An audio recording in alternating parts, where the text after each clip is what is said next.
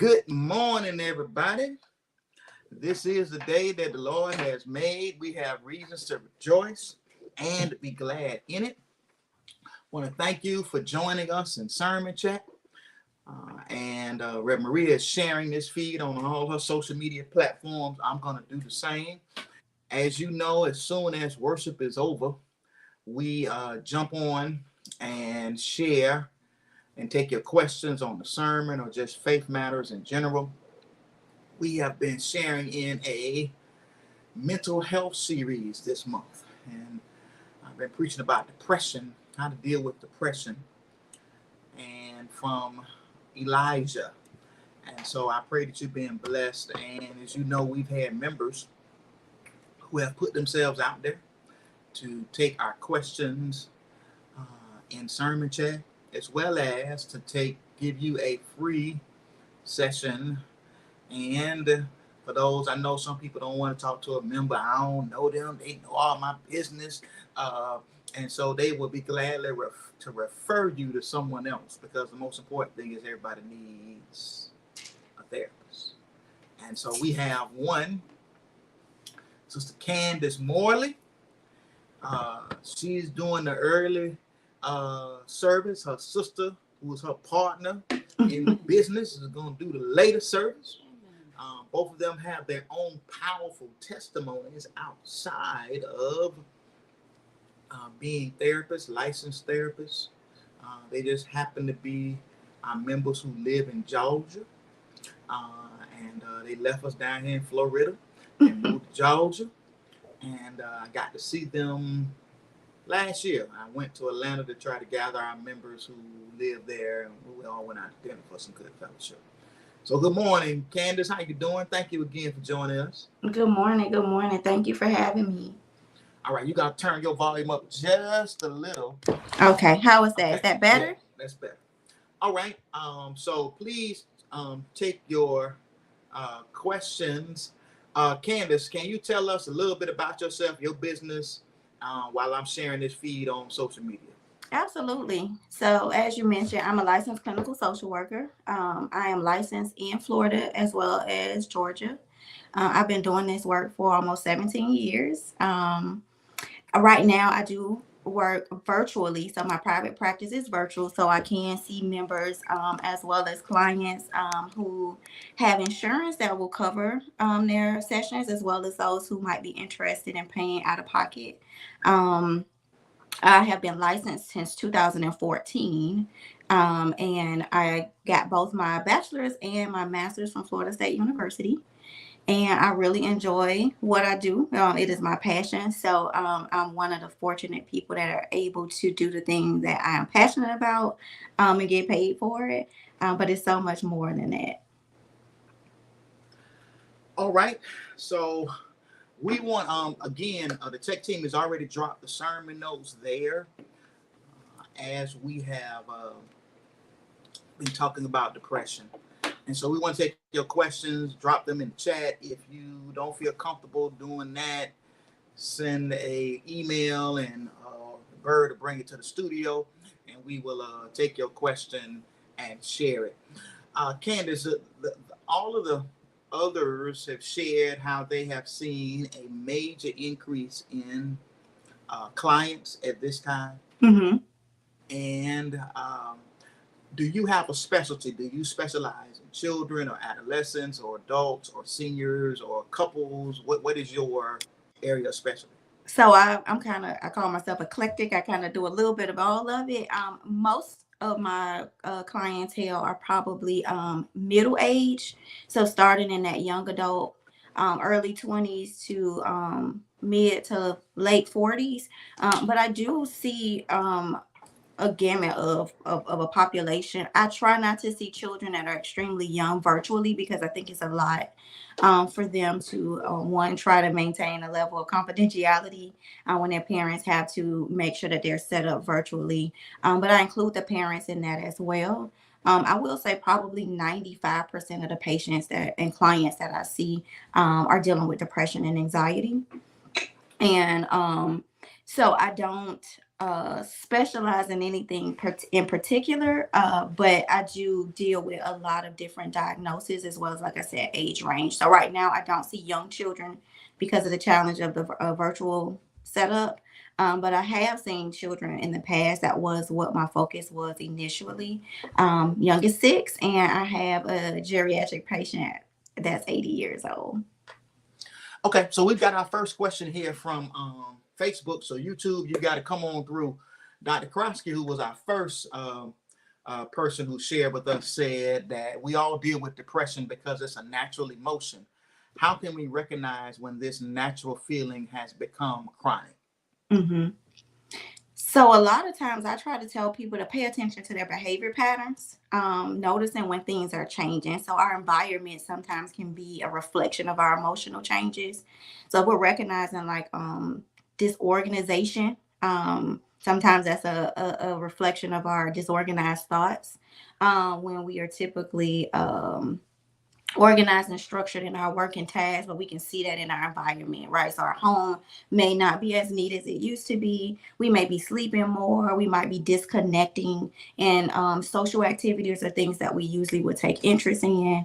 Maybe our personal appearance might start to change a little bit. So I usually try to get people to do like a self-assessment and check in. And notice, like I said, if there's a change in our behavior patterns. Yes, we all deal with emotions and sometimes sadness, but it's when it's a lingering, then we look at, is it a depressed episode? And sometimes people think that depression has to be severe, right? So people don't have to be suicidal in order to be depressed. That's not necessarily an indication that we are experiencing depression. So a lot of times we minimize that because our symptoms are not as extreme or severe as the assumption of what depression looks like. So doing a self-assessment, self-check-in, others typically notice it. They may start to point out some changes and differences in our behaviors and some of the things that we're doing. And so I would just say if there's a concern where you're noticing that things are changing for you and you're out of your kind of normal behavior patterns, and I would definitely just check in with somebody to talk and see if there is, some level of a depressive episode happening. Go ahead. Good morning, everybody. I have a follow-up on that because you said you've worked with children. So how would you answer that question where children are concerned? Yeah. And how do we help our children identify the depression? Mm-hmm. So usually parents or the adults that take care of children may start to notice a change in their behaviors as well because they don't have the vocabulary sometimes to express their emotions. Theirs usually come out in their behaviors as well. And so you might notice a difference in them acting out. Sometimes they complain about somatic symptoms like they have stomach aches or they have headaches. They become a little bit more sensitive. So really just noticing a change in their behavior pattern as well. Maybe if you see some regression in developmental, so like young children may regress to acting more babyish, in a sense, or for kids who may be at an inappropriate age for like bedwetting, those kind of things, they may become a little bit more clingy to their parent figures. Those usually are indicators that there might be some emotional challenges going on that they may not be able to, again, verbally express, but it may be in their behavior patterns. All right, we got another question here from Facebook. Pastor, you mentioned that we all need someone. How do you approach or reach out to those individuals who are loners, always preferring to be by themselves? Candace, you the professional, so that's why she asked me the question, but you the professional. I think I did mention in the sermon that depression leads to isolation, and you just talked about that. Yeah. So yeah, can you answer that kind of for us? How you? Yeah, checking in, kind of being persistent and asking them what they need. A lot of times our assumption is that when people are going through something that they need what we would maybe want for somebody to do for us. And that's not always the case. And most people have challenges with asking for what they need.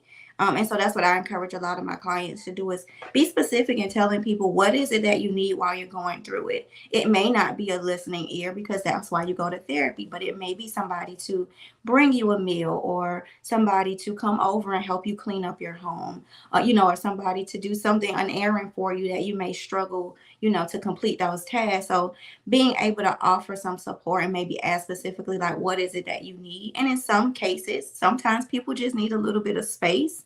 They don't have the emotional energy to nurture relationships, but just checking in and ensuring that they know that you are there to support them.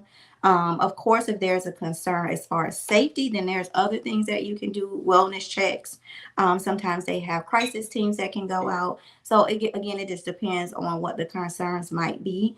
But I would just say letting people know that you are there, sharing resources with them. So again, maybe they may not be comfortable talking to you, but like you said, Pastor, referring into somebody saying, hey, here's a list of professionals, or here's a directory that maybe you can browse through, or, here's some information I read up on maybe what you're going through, and just consistently checking in, but of course not making them feel overwhelmed. Yeah, in the sermon, in the chapter, I think to me, Elijah goes through several bouts of depression. Can you talk about, I know some people would say, well, I'm on my way to a retreat. And one of the things that I've been going 13 years. And one of the things that struck me the first time I went is that every preacher needs a therapist. Okay. Question I want to raise is. They told me that in seminary. Did they not tell you that in seminary? They ain't said that. They ain't said that. You went to white people school. Yeah. Anyway, so That's the problem. So the question I want to raise is, Candace, are there times that we may not necessarily need to be seeing someone, or do you think we always need to be checking in with somebody once a month, once a quarter, or it depends on what's going on in our lives? Yeah, it really depends. One of the things I usually tell people when they start therapy is that this is probably one of the only relationships you should prepare to end, right? And the ending is bittersweet, but it's not final because you can always come back. Ideally, the reality of it is life is going to happen. You're going to face some challenges and adversities, and the skills that you learn in therapy is to prepare you how to deal with them when you face them, not to prevent them. And so I know a lot of people don't like to hear that because they sometimes become codependent on their therapist. And ideally, there has to be a boundary where you learn how to kind of cope with things and go through things where you have the skill set, but you can stay in therapy as long as you need it. If you're doing well and you need to decrease and then terminate, you can always go back. So it really just depends on what people are going through. Some people need more intense treatment if there's some deep-rooted trauma or some long-standing issues that they're facing. They may be in therapy a little bit longer than some others. But, there's some things that people can work on, and maybe a few sessions, they may feel good about that particular specific situation, may have resolved, and they have some skills that they can utilize, if those things arise again. So it really depends, but there is no set time unless, again, sometimes people had set amount of sessions that was provided to them. But now most insurance companies are giving unlimited sessions. So there usually is no cap on what can happen. Usually a person decides that with their therapist as they're working through the challenges that they've come to therapy to deal with. Can we go back to what you said in the very beginning of this response, that people should prepare to end this relationship? Can you talk more about that? Because I think what you may be alluding to in part is that you prepare to end it because you're going to get some tools. So how do you evaluate when you have tools and if you have enough to end? Yeah. So usually in the beginning, we have the client set some therapeutic goals. What are you working on? Right. So that helps us kind of identify them. What is treatment going to look like for you? What I've recognized in doing self-assessments with them, I'll have them check in. So we have these assessments that people complete sometimes before their therapy sessions, which are them screening themselves and self-reporting their depressive symptoms or their symptoms of anxiety. And usually as we start to see those numbers improve, we start to recognize that when we're checking in, our sessions are becoming more conversations about things and not necessarily treatment focused, we can push them and go back and evaluate, like, how are you doing? This is what I've noticed. This is the progress you've made. We can start preparing for termination because I think you're doing well. And then usually I'll have them give feedback on where they are. What I will say is that not a lot of people actually get to termination. Some people just stop coming for whatever the reason may be. Maybe their life changes have happened. Some people are really not prepared to do the work outside of the session. So they have to be, I tell them it's an emotional investment. You have to be prepared to do the work. Some people lose insurance. So there's a lot of reasons, but there's people who actually get to terminate their treatment because they have done the work, they've made progress, they are comfortable using the skills outside of the session. And when we get to that place again, I always remind them, you can always come back. This is not, even if it's not to the same therapist, because you go through things in different stages in life and you may have another therapist, but hopefully the tools and things that you've learned here, you feel comfortable applying them outside of our sessions and now without, having that ongoing therapy support. Yeah. For those who just joining us, this is Sermon Chat where we'll take your questions on the sermon. You see how to deal with depression part 3 or just faith matters in general. This is Sister Candice Morley, who is a licensed clinician in Georgia and in Florida. And so she can see everybody. And so we are so grateful for her and taking our questions on, as we've been dealing with mental health all this month in sermons. And so we got another question here from Facebook. Is always staying busy or having something to do be a sign of depression? If so, how can you approach that with someone? It's possible. Sometimes people busy themselves so they don't have to slow down and stop and actually face some tough and hard emotions. And so I would say if you notice that sometimes we are not aware that that's the things that we're doing, but others can't observe that in us. So maybe being able to point that out and mention it to them, like, I noticed these things are happening, and maybe, getting their insight on that, because a lot of times we are self-absorbed. We don't notice these patterns of behaviors because it's us. It's our experience. It's what we do. But others start to notice it, and we need more people to point those things out to us.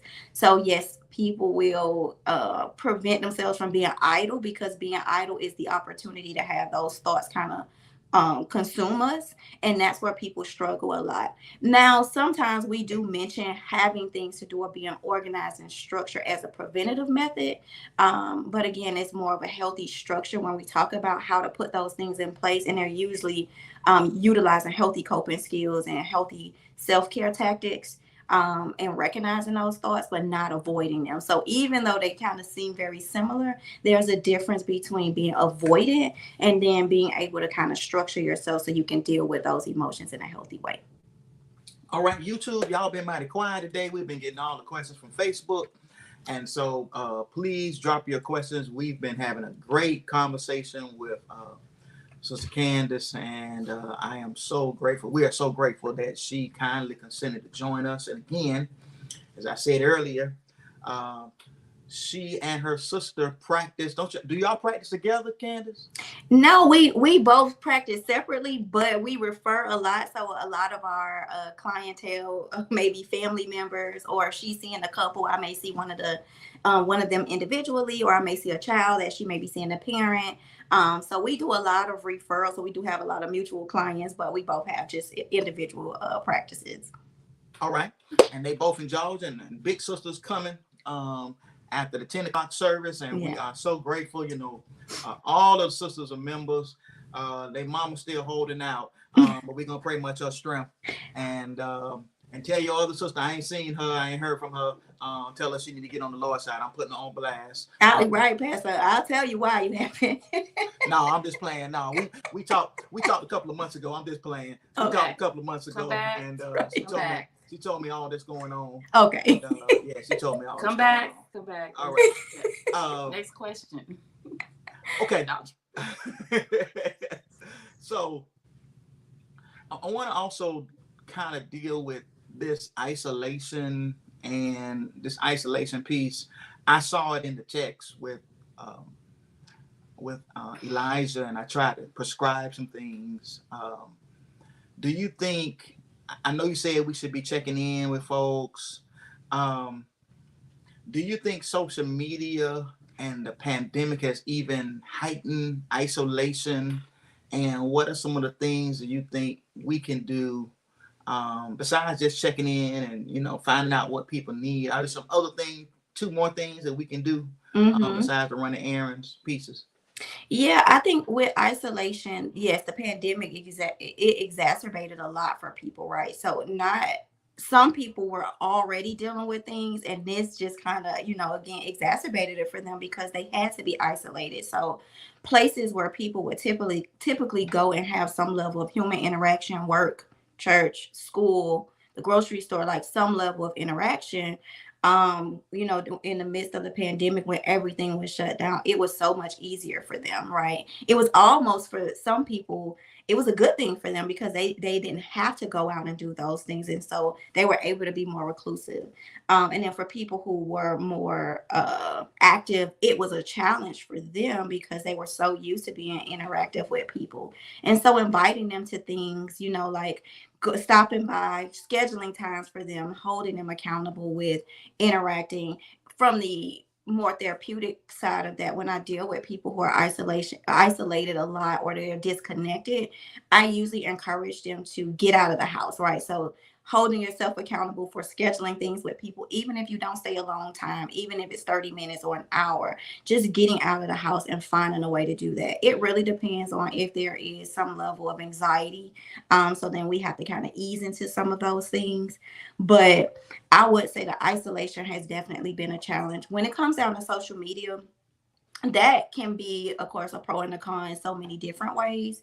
Of course, it gives people the opportunity to connect with people virtually. However, again, it also creates some self-esteem challenges. It can exacerbate depression if there's a level of comparison to what they're seeing on social media, what's reality versus fantasy. So it can have some disadvantages for people who are dealing with depression because, again, it does not force them, or it does not encourage them or motivate them to get out.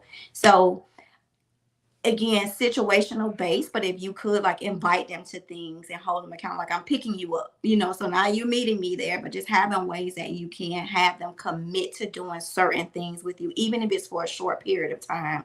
So one, you can lay your eyes on them. And then usually once people start to engage, they have maybe a level of enjoyment that they might be motivated and encouraged to do more of those things. All right, we've got a question all the way from Germany. My preachers are their own questions today, and I'm so grateful. What are practical steps to not be consumed by our problems? So there is one of the awareness of it. If you're noticing that you are having some challenges and struggles, the first thing I would say is just reach out to somebody. There's this idea that we have to be dealing with some level of severity, like it has to be these really severe, or it has to be debilitating for us to go and talk to a professional, and that's not the case. Sometimes we don't even understand how deep rooted our challenges are because we're not talking to people about it, and we may not have family or friends that we can do that with. The other part is learning those skills. So we have a technique called mindfulness, and in that we are focusing on the here and now. So we always talk about being present, but this is not to prevent those problems and identifying them. It's to be aware of them, accept them, but not allow them to kind of consume you. So it's more with intention of, I'm eating breakfast. Let me just focus on breakfast right now because I do have to deal with the stresses of what comes next, but I don't have to suffer the emotion right now because eventually I'll get to it and I'll still have to suffer the emotion. So noticing it, being aware of it, reaching out for help, learning skills and tools that can be beneficial for you, and being able to redirect those thoughts, not avoid them, because they're going to happen, right? The idea is that we want to avoid having hard emotions or challenging emotions. The idea is welcoming them, feeling them, experiencing them, but not being consumed by them. And that may take some skills, by being in therapy and learning some of those skills to practice outside of the therapy process. Well, for those who just joining us, we still got a few more moments. We have time for about one more question. Please drop the question there in the chat, or if you want to send an email, You have tremendously blessed us, Sister Candace, giving us some practical tips and tools to not to be so intrusive, but to be persistent for those who may be in our lives, who may be battling depression. I think that's a great piece. We going out, I'm coming to pick you up, so you can cut out the excuse, well, I don't have no gas, and Right. I don't know if I want to put my hair done, and I don't want to get dressed up. No, I'm coming to get you. I'll be downstairs at 6 o'clock, and I'm not honking the horn. Come on to be ready, and then I'm gonna text you. I'm almost there. And so I think, to me, that's a great practical tool. Reverend, you got another question there? You got any pre-log questions that you had? I can check. Okay.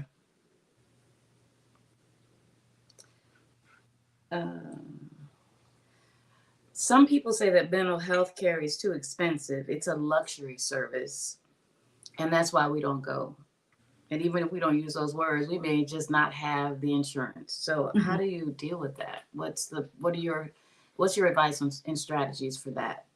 So I have kind of twofold for that, right? I have one where people will tell me that, like, that's very expensive, right? And I will say that when I say it's an investment, it's a financial investment, it's emotional investment. And sometimes I have to definitely be sensitive to that. But what I'll point out to people is, where can we cut back? Where are some of the other things that we do that we don't notice could add up and could potentially pay for a therapy session and could be so much more beneficial, right? So if we do have self-care, right? People get their hair done, nails done, haircuts, certain things, dinner that they might go out and do and not notice how that is an expense that can add up. And sometimes I'll say, if you just cut that out, just maybe for 1 month, and invest in doing therapy, it could definitely have this intense benefit for you that you may not notice. There are places that have sliding fee scales that will work with you. So there are places that may offer free therapeutic services, or maybe groups. So sometimes if we can't afford an individual session, there may be some level of support group that might happen. If they don't have insurance, again, like reaching out to community services and seeing if there are opportunities there. Some places or some people individually will sponsor therapy sessions for others, like if they recognize it, so they'll get people to pay for it. Or just like we can maybe ask for money for other things, telling people, like, this is something that's really important to me, and this is something that I need to do, but I can't afford it. Like, what could you support me and maybe making a donation. So there's also here in Georgia, there's an organization. I'm gonna pass. I'll send you the link if you want to share it. But this organization is a therapy fund, so they will pay for 4 sessions. It's for women of color, but they will pay for therapy sessions up to 4, so that people can at least start if they can't afford it. So I think if we could find more resources in that way.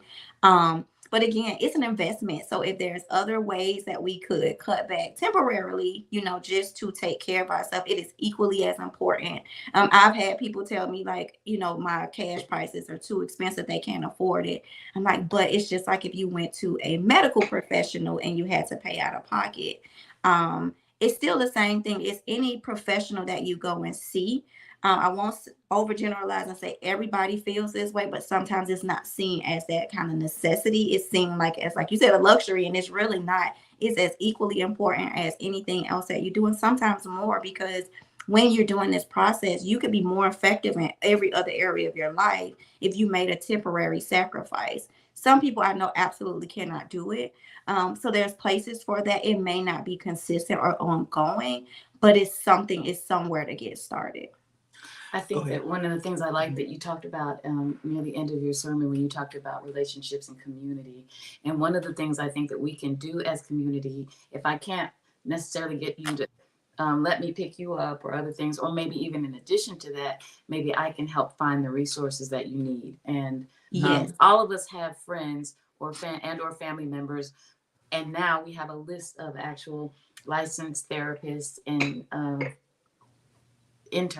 clinical interns, who are our identified resources to help us get to what we need, whether it's individual therapy or whether it's connecting with a group. Or we had the hotline number up a couple of weeks ago. there's all kinds of things, but the Bible says you have not if you ask not. And Yes. so we need to start talking about it and not dismissing it in our minds that I can't. Absolutely. And one of the things. Go ahead. I'm sorry, Candace. No, I was gonna say, like what Reverend Maria, what you said is, I tell people that all the time, like, we don't always have the space for people. Like, we want to be there for our friends and family, but we may not always have the emotional space for them. And so, like when you asked about support earlier, here's a list of therapists. That might be a way I can support you. I'll take you to your first session and sit in the lobby while you go into your session as a level of support, because maybe I can't be that listening ear for you, but these are the other ways that I can support you. You know, I'll pay for your first session. You know, maybe what's your copay? I'll pay that. You know, maybe I can afford that. So there's ways that we can be supportive without having to actually like hear and allow them to speak to us, because they may not be comfortable with that. But being able to, like, here's a list of therapists I found that might be in your area, or here's a community resource that might be beneficial to you. And sometimes sharing that with people, even if they're not open to it, they have it. I'm just marveling the fact that you say, you know, you all giving out gift certificates. Y'all gonna be on Groupon soon. No, all right. No, it's not me. It's a resource that a client came to me utilizing, and I was amazed by that. And I was like, I wish more people would do that, because it would definitely be beneficial to at least introduce people to therapy. And then, like I said, I've had individuals come that family members were willing to pay for them. Until maybe they can afford it or they could get insurance. But I do think that therapy fund is something that we need more of, because people don't always have the financial means to go into therapy, but they definitely need it. Okay, here's our last question. How do you deal with denial and or guardedness? Ooh, that's a challenge. It's a challenge because, one, you have to be aware, you have to be open, and you have to be invested in it. I'll tell people that you're going to get out of this therapeutic process what you put into it. And like I mentioned earlier, some people are not ready to do the work, and it's a challenge. We know that they need it. We can see it, you know, of course others can see it, but until a person has, you know, said, I do need to do something to change how I feel, or I am depressed. I'll have people that I'm talking to, and I'm literally like, listen, every symptom of depression, they're saying this is what I have, but they won't use the depressed word because somehow, you know, there may be a stigma around it. And so I would say just continue to encourage them, but it definitely is a challenge when people are in denial. Again, unless it is a life-threatening situation, then they don't have to agree to it. There are other ways that you can make sure that they are safe. But when it's your family or friends or just someone you know, it can definitely be a challenge. Sharing information with them, pointing things out. Well, of course, they could be defensive in a manner. So it's just like, how can I check in with you? How can I point these things out to you, but not push you away? But it's an ongoing challenge with people that are in denial about their emotional stability. All right, we've had a great conversation as usual. Again, you have blessed us. Candace, you have given us practical tools and tips, and you've helped us. And I believe we're going to be better because of it. Have you received any calls from any of the people? I have not as of today. All right. So again, I want to encourage members. We've gone through 4 of the 5 members who are, this is their area of expertise. We'll finish the last one after the 10 a.m. service. I want to encourage you. And then next week, we're going to have someone who's outside of the church, who does this for a living to share, because I think maybe hearing an outside voice that may help. And then I'm also excited because we have a member, we have someone who is in therapy now, who's willing to share their story about how that's working for them. And they're going to come on camera. And so I'm excited about that. And so I'm hoping that it will spark some interest. It will spark people making the phone calls, putting the work in. I think, you know, you kept saying it. You got to do the work. You got to do the work. You got to put the work in. And so we've got to put the work in if we really want to be healed. Mm-hmm. And so I want to thank Tech Team behind the scenes, always doing a great job. I want to thank everyone for allowing us into your homes on this Sunday morning. It's a beautiful day in the neighborhood in South Florida. Would you be mine? Could you be mine? Would you be my neighbor? And so join us after the 10 a.m. worship. We will be sharing again. We've got big sister, Sister Edwina, who practices in Georgia as well. Again, not only is she a clinician, but she has a powerful testimony as well. And I'm gonna get into that. And so she does not know how she has blessed me by sharing her testimony with me. All right, everybody have a great day. Reverend, you got anything else you want to add? Thank you so much for being with us. And I'm just grateful for this whole series of conversations. I was sitting here thinking that what a blessing it is. And I'm just going to take a point of personal privilege to just shout out my pastor for doing this, because if we can normalize what is so normal about this whole issue of depression.